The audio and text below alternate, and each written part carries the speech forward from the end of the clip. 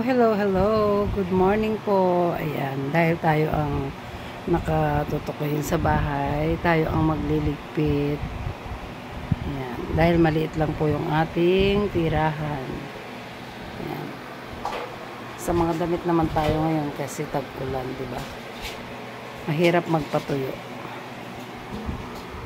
Ayan. Ayan. Siyempre katabi ko guys yung aking mga ginagamit araw-araw. Ayan. Ang aking cutting ko, Picasso oil. Ayan siya guys. Kompleto tayo. Ayan. Start na tayo sa pagtutupi at pagliligpit ng mga damit. Malamok kaya dalawa yung ma-under na aking blower.